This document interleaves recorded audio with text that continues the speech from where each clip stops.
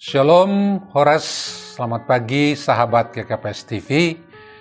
Dalam anugerah Tuhan, hari ini kembali kita diberi hari baru untuk kita jalani. Dan untuk itu marilah kita bersyukur kepadanya. Dan kita akan mendengarkan firman Tuhan. Dan mari kita terlebih dahulu berdoa. Mari kita berdoa. Terima kasih untuk hari baru yang Tuhan anugerahkan dalam hidup kami, ya Yesus. Dan kami rindu juga untuk menjalani hari ini dalam mengerjakan hal-hal yang berkenan di hadapan Tuhan dalam setiap aktivitas kehidupan kami. Karena itu biarlah terang Tuhan yang menyertai setiap kami. Dan firman-Mu yang akan kami dengar bersama ya Bapa, biarlah berkuasa menjadi terang bagi setiap langkah dan kehidupan kami. Karena itu sertai kami di dalam mendengarkan firman-Mu, dan teguhkan di dalam memberlakukannya. Dalam nama-Mu yang kudus ya Yesus kami berdoa. Amin. Saudara-saudara yang dikasihi Tuhan Yesus Kristus, firman Tuhan bagi kita pagi hari ini diambil dari kitab Kejadian pasal 14 ayatnya yang ke-19 sampai ayat yang ke-20. Demikian tertulis di sana. Lalu ia memberkati Abram, katanya, "Diberkatilah kiranya Abram oleh Allah yang Maha Tinggi, pencipta langit dan bumi. Dan terpujilah Allah yang Maha Tinggi, yang telah menyerahkan musuhmu ke tanganmu." Lalu Abram memberikan kepadanya 1/10 dari semuanya. Amin. Saudara-saudara, untuk memahami firman Tuhan yang kita dengar tadi, perlu terlebih dahulu kita mengetahui konteksnya. Di mana konteks penyampaian berkat Allah oleh Imam Melkisedek kepada Abram ini disampaikan dalam pertemuan mereka setelah Abraham dan pembantu-pembantunya memerangi dan mengalahkan Raja Kedorlaomer dan para raja yang bersama-sama dengan dia atau yang berkoalisi dengan dia, dengan Raja Kedorlaomer. Nah, ketika itu Raja Kedorlaomer sudah mengalahkan Raja Sodom dan Gomora, di mana dalam peperangan itu keluarga Abram, yaitu Lot dan keluarganya, bersama dengan harta kekayaannya, termasuk dirampas oleh Raja Kedorlaomer. Oleh karena Lot dan keluarganya tinggal di Sodom. Setelah Abraham mendengarkan hal itu, dia kemudian memerangi Raja Kedorlaomer dan mengalahkan raja itu, dan menyelamatkan Lot dan keluarganya serta harta bendanya. Dan setelah kejadian itulah Imam Melkisedek menemui Abram dan memberkatinya sesuai dengan yang diberitakan oleh firman Tuhan yang kita baca tadi. Nah, saudara-saudara, dari firman ini, apakah yang dapat kita petik sebagai pesan Allah, pesan Tuhan, atau rema bagi kehidupan kita? Yang pertama tentu, mereka yang disebut terberkati adalah ketika hidup mereka dipakai Tuhan untuk menyatakan kehendaknya di dalam kehidupan ini. Oleh karena tegas tadi lewat berkat yang disampaikan kepada Abram, bahwa semua kemenangannya itu terjadi hanya oleh Allah yang bekerja dan menjadikannya lewat Abraham. Jadi ketika hidup kita dipakai Tuhan dan untuk menyatakan kehendaknya, itulah yang disebut sebagai hidup yang terberkati. Nah, yang kedua, saudara-saudara, tentang keimaman Melkisedek. Tentang hal ini disebut juga dalam Mazmur Daud yang tertulis dalam Mazmur 110 ayat 4. Di mana dinyatakan dalam Mazmur itu akan ada seorang raja keturunan Daud yang ditetapkan dengan sumpah Allah menjadi imam untuk selama-lamanya, menurut Melkisedek. Kemudian yang kedua, tentang imam untuk selama-lamanya menurut Melkisedek juga disebutkan dalam kitab Ibrani yang menghubungkannya dengan peran imam besar sampai selama-lamanya dalam diri Yesus Kristus. Dan keimaman itu bukan diangkat manusia, tetapi oleh keputusan Allah sendiri. Kita dapat baca itu di dalam Ibrani 5 ayat 5-6 maupun Ibrani 6 ayat 20. Dan dari kedua nats ini, baik dari Mazmur maupun dari Ibrani, yang menunjuk kehadiran seorang Mesias yang berperan sebagai imam besar bagi kita, maka berita tentang pemberkatan oleh Melkisedek setelah Abraham mengalahkan Raja Kedorlaomer ini dapat kita pahami tentu dalam hubungannya dengan yang diberitakan oleh Mazmur dan Ibrani tadi.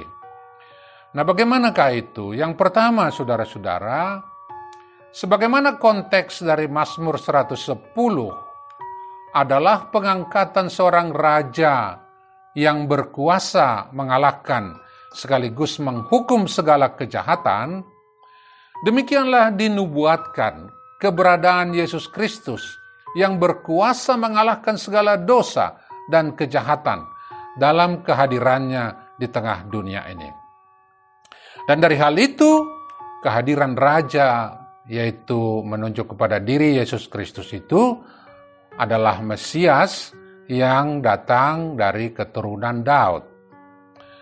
Yang kedua, sebagaimana nama Melkisedek, artinya yang pertama-tama adalah Raja Kebenaran dan juga Raja Salem atau Raja Damai, Sejahtera, seperti yang tertulis dalam Ibrani 7 ayat 2b, maka keberadaan Yesus Kristus juga menyatakan kebenaran dan mendatangkan damai sejahtera di tengah dunia ini dari Tuhan. Demikianlah makna berkat Allah yang diterima Abraham untuk menjadi berkat bagi semua bangsa, kita dapat pahami digenapi sepenuhnya di dalam Yesus Kristus, sebagaimana penyataan keselamatan dan berkuasa mengalahkan segala kuasa dosa di tengah dunia ini di dalam Yesus Kristus.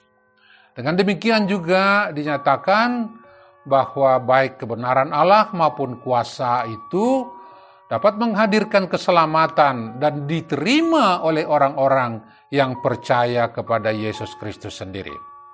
Jadi dari pemahaman ini, saudara-saudara, berkat Allah yang diterima Abraham jika mengacu kepada perantaraan Melkisedek menegaskan bahwa berkat-berkat yang sama akan kita terima di dalam Yesus Kristus. Dan oleh kuasa Roh-Nya, kita dimampukan sebagai pemenang atas kuasa dosa, dan dengan demikian hidup kita boleh menjadi penyataan dari kehendak Allah, kawan sekerja Allah di tengah dunia ini, dan itulah artinya hidup kita, hidup yang terberkati. Dan dengan demikian, saudara-saudara, kita semua sebenarnya terpanggil menjadi saluran berkat bagi semua orang lewat hidup dan kehidupan kita yang telah dimenangkan oleh atau atas kuasa dosa itu.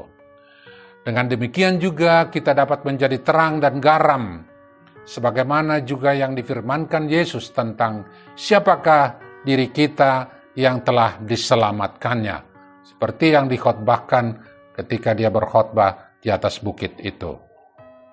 Karena itu, saudara-saudara, baiklah kita terus mengimani dan mengikuti firman Tuhan, artinya mentaati firman Tuhan kita, Yesus Kristus, yang adalah firman kehidupan bagi kita semua, sebab dengan demikianlah kita akan menjadi atau menerima berkat-berkat Tuhan yang boleh dinyatakan bagi kemuliaan namanya. Demikianlah hidup kita menjadi ibadah yang kudus juga di hadapan Tuhan. Dan itulah sesungguhnya respon atas pemberian kasih karunia Tuhan bagi kita semua. Terpujilah nama Tuhan kita, Yesus Kristus. Amin. Mari kita berdoa. Terima kasih ya Tuhan, firman-Mu telah menerangi hati pikiran kami, bahwa hidup yang terberkati adalah ketika kami menjalani kehidupan ini di dalam terang Tuhan, sehingga melaluinya juga kami boleh menjadi saksi-saksi yang hidup bagi kemuliaan-Mu. Dan kami sudah Engkau layakkan untuk menjalani kehidupan yang demikian, ketika kami mengimani Engkau ya Yesus, Tuhan Juru Selamat kami yang hidup, yang telah memperdamaikan kami dengan Bapa dan yang berkuasa mengalahkan kuasa dosa yang ada di tengah-tengah dunia ini. Karena itu ya Yesus, biarlah diri kami senantiasa kami serahkan kepadamu, tinggallah di dalam diri kami dan kami di dalam Tuhan, agar hidup kami berbuah untuk menyatakan kebaikan di tengah hidup ini. Bagimu segala hormat kemuliaan dari selama-lamanya ya Yesus. Amin.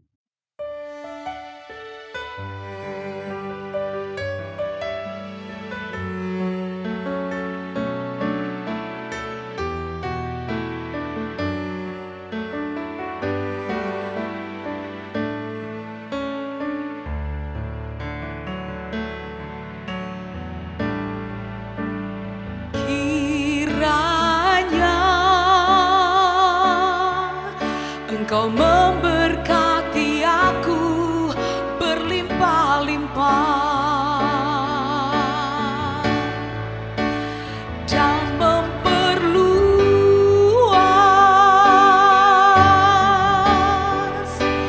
daerahku,